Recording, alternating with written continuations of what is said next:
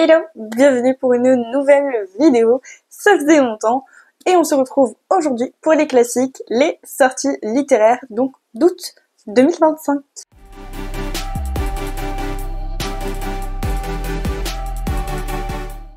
Il y avait un poil plus de trucs ce mois-ci, donc je crois que j'ai 6, 7 sélections.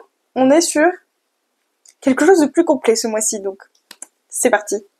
La première sélection que je vous propose, c'est Fae Legacy de J.K. Grass et illustré par Yannick Vincente. J'espère que je prononce bien les noms. Et j'ai pas la maison d'édition, donc si je la trouve, je vous la mets là.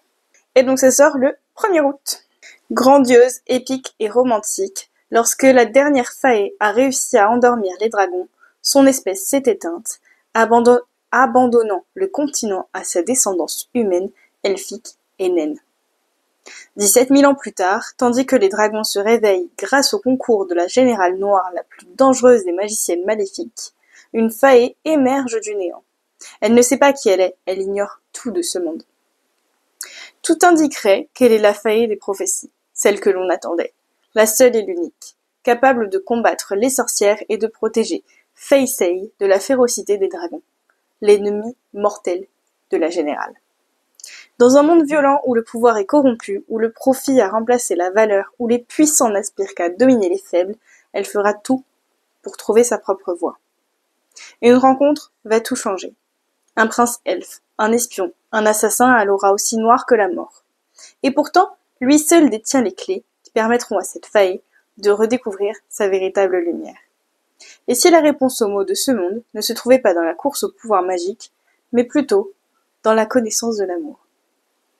J'aime beaucoup. L'univers a l'air hyper complet. Je sais pas si on peut dire complexe, mais en tout cas hyper complet.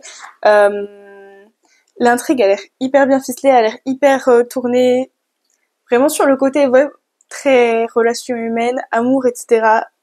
Plus que pouvoir et autres. Et j'aime beaucoup en tout cas ce que promet ce résumé, j'aime beaucoup les vibes qui en ressortent. Et pareil pour la couverture et les illustrations, ça a l'air vraiment... Ouais, voilà, le tout donne envie. Ensuite, la deuxième sélection que je vous propose, c'est Losers Fraternity, tome 1, Fiction vs Reality, de Océane Ganem et Jen Guerrieri, qui sort du coup chez Hugo Roman le 13 août. Donc cette fois-ci, on est sur une romance contemporaine. Juliette Bowell mène une double vie. Star anonyme de l'écriture la nuit et rat de bibliothèque flanquée d'une timidité maladive la journée. Quand elle fait sa rentrée à l'université, elle sait qu'elle n'a aucune chance d'intégrer le cercle très fermé de l'élite populaire. Trop discrète pour se faire remarquer, pas assez sûre d'elle, elle raye les sororités du campus de sa liste et se laisse embarquer par son amie d'enfance dans un groupe un peu particulier. Leur nom, les Losers. Et elle doit reconnaître qu'il est plutôt approprié. Toutefois, à leur côté, elle va découvrir que la vie estudiantine peut être pleine de surprises, de rires et de larmes. Et peut-être même de romance. Car l'un de ses membres, le beau et ténébreux Isaiah Bloom, qui ne semble pas du tout y être à sa place, l'intrigue autant qu'il l'agace. Une nouvelle aventure s'offre à elle, et elle est déterminée à la vivre à fond. Quand bien même la guerre qui oppose toutes les maisons du campus risque de mettre à mal leur joyeuse petite bande. Pour une fois, la réalité sera-t-elle à la hauteur de ces fictions?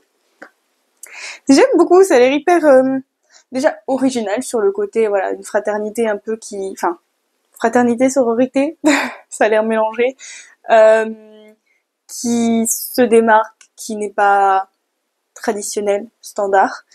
Et ouais, non, j'aime bien, je le sens bien. Ensuite, on continue sur de la romance contemporaine pour cette troisième suggestion, Rules of the Game, tome 1, Offside, de Avery Killan. Et je vous remettrai la maison d'édition si je la trouve. Ça sort le 20 août. Larguée par son petit ami le jour de son anniversaire, Bailey laisse ses amis la traîner en boîte de nuit pour noyer son chagrin. Quelques verres plus tard, elle remarque près du bar un moyen parfait de se distraire. Chase Carter, tombeur notoire, homme incroyablement sexy, est le rival de son ex au hockey. Malheureusement, le plan de Bailey tombe à l'eau quand elle lui vomit dessus, et après cette nuit, elle imagine qu'il ne voudra plus jamais la revoir. Mais lors d'un match qui oppose leurs universités, contre toute attente, Chase trouve Bailey dans la foule et l'embrasse devant son ex. Soudain, ils passent de plus en plus de temps ensemble. Sous ses dehors arrogants, Chase est doux, attentionné et parfait en tout point. Le problème? Bailey et Chase se retrouvent au cœur d'une rivalité qui dépasse le cadre du terrain. Bailey le sait, elle ne devrait pas tomber amoureuse, mais il est peut-être déjà trop tard. Je crois que j'avais sélectionné ce roman-là, surtout parce que j'aime bien le profil du héros masculin, avec le côté, voilà, double face un peu. À l'extérieur, on dirait pas comme ça, mais au fond, il est tout mime, c'est tout. J'aime bien ce genre de héros masculin en général. Donc, j'aime bien l'idée. Et l'idée que malgré leur première approche, malgré sa première impression délicieuse, potentiellement, il va continuer quand même à aller vers elle. Donc, j'aime bien l'idée. On repasse, parce qu'on ne change pas une équipe qui gagne, sur de la romantasy pour la 4e sélection. C'est Les Portes, j'espère que je le prononce bien, de Tir Na Nog. Le tome 1, Une plume si noire, de Lyra Selene, qui sort du coup chez Milady le 20 août. Dans un royaume où la magie a disparu, Fia est une changeling laissée par les cruelles fées dans le berceau d'une princesse humaine avant leur retraite derrière les portes de Tir Na Nog. Nombreux sont ceux qui détestent Fia, et la reine devrait en faire partie. Pourtant, elle la prend sous son aile. Pendant que Fia grandit à la cour, formée à l'art de l'espionnage, la véritable princesse, Eala, est condamnée à se changer en cygne le jour, ne reprenant forme humaine qu'une fois la nuit tombée. Quand un passage vers le domaine des Fae est découvert, la reine confie à Fia la mission de libérer sa fille. Accompagnée du prince Rogan, fiancé de la princesse, la jeune femme s'aventure donc dans une forêt luxuriante et dangereuse où la magie imprègne les pierres. Mais sa quête est rendue compliquée par les sentiments qu'elle éprouve pour le prince et par l'attraction soudaine qu'elle ressent envers le seigneur qui détient Eala. Irian a beau être plus monstre qu'homme, il la comprend comme personne. Et alors que le temps presse, Fia doit faire la lumière sur ses origines afin d'affronter son destin. Assez mystérieux. Pour être tout à fait honnête, c'est peut-être pas la sortie qui me hype le plus, mais écoutez, pourquoi pas. J'avoue que voilà, ça m'a intrigué quand même malgré tout, même si c'est pas le résumé qui m'a le plus happé.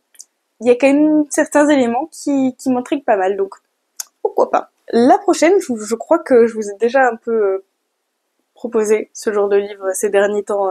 J'ai l'impression que c'est de plus en plus régulier sur les dernières sorties littéraires. Plutôt, je dirais cette fois-ci, une cozy fantasy. Et j'aime bien l'ambiance que ça promet, et j'aime beaucoup la couverture de celui-ci. Donc c'est Tenir une auberge magique, guide de survie pour sorcières de Sangu Madana, qui sort chez Lumen le 21 août. Réservez une chambre dans ce cottage pas comme les autres et laissez la magie opérer. Sarah Swan était autrefois l'une des plus jeunes et plus puissantes sorcières de sa génération, jusqu'au jour où tout a basculé. En ramenant sa grande-tante Jasmine d'entre les morts, elle a perdu la majeure partie de sa magie et a même été bannie de sa guilde. Ça lui apprendra à suivre les conseils douteux d'une renarde à la langue bien pendue. De sorte que, désormais, sa vie se résume à s'occuper d'une auberge magique capricieuse et de ses hôtes, tous plus loufoques les uns que les autres. Mais voilà qu'après 15 longues années, elle finit par mettre la main, en toute légalité, ou pas, et à l'insu de son ancienne guilde, ou pas, sur un sortilège capable de lui rendre enfin ses pouvoirs. Le hic, car il y en a toujours un. Il est écrit dans une langue que plus personne n'est capable de déchiffrer. Plus personne, sauf peut-être Luc Larsen, leur tout nouveau pensionnaire et ancien crush de Sarah quand elle était ado. La jeune femme a une deuxième chance de remettre sa vie et sa magie sur les rails. Comment pourrait-elle passer à côté? Et donc du coup, le reste de la présentation nous confirme que c'est du coup l'autrice, la même autrice que La Société très secrète des sorcières extraordinaires. Et c'est pour ça que l'ambiance, le titre, la couverture, ça me disait quelque chose, je comprends mieux. En tout cas, voilà, j'aime beaucoup tout ce que ça promet, et il y a l'air d'avoir beaucoup d'humour dans le roman, donc j'aime bien l'idée. pour l'avant-dernière sélection, je vous propose Architecture of Love de Nina Lan qui sort dans la collection EH le 27 août. Les meilleurs plans sont parfois les plus imprévus. Lexi cherche désespérément un château pour sauver sa thèse d'architecture. Yan a besoin d'une fausse fiancée pour régler une question d'héritage. Alors quand ils se rencontrent par hasard devant le château breton du jeune homme, tous deux croient avoir trouvé la solution idéale à leur épineux problème. Mais entre le TDAH de Lexi, les secrets de Yan, la pression de la famille franco-japonaise de celui-ci, et une alchimie inattendue, leur plan va s'avérer bien plus difficile à suivre que prévu. Car en amour comme en architecture, quand les fondations ne sont pas solides, gare à l'effondrement. J'aime beaucoup. J'avoue que j'ai été assez intriguée par le fait que le TDAH du coup de Lexi soit mentionné, et du coup, j'ai bien aimé, dans un sens, enfin c'est pas négatif le fait que je l'ai remarqué, mais du coup, j'avoue que j'en attends pas mal, si je suis amenée vraiment à l'acheter et à le lire, j'en attends pas mal de cet aspect-là, parce que du coup, c'est bien que ce soit montré, et ça peut amener à des situations loufoques, je pense, potentiellement, et donc amener pas mal d'humour et de scènes un peu drôles, parce que je me dis que s'il est mentionné, c'est forcément qu'il prend une place importante dans l'histoire, et notamment dans la romance. Donc j'aime bien potentiellement cette idée-là. Je trouve ça intéressant qu'on parle de ces aspects-là, des troubles neuro et psychologiques, des troubles du développement, etc. Qu'on les intègre dans nos romans, dans les romances, etc. J'aime beaucoup. C'est pas forcément évident de les mettre en avant, parce qu'il faut suffisamment les connaître, voilà. Mais si c'est bien fait, ça peut être très sympa, je pense.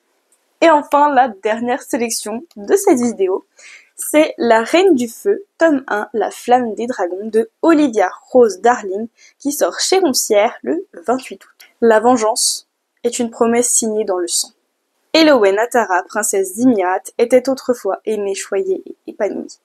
Jusqu'à ce que son père la trahisse, l'emprisonne dans les donjons du palais et lui dérobe ses dragons. Des années plus tard, après avoir réussi à s'enfuir, elle n'a qu'une idée en tête.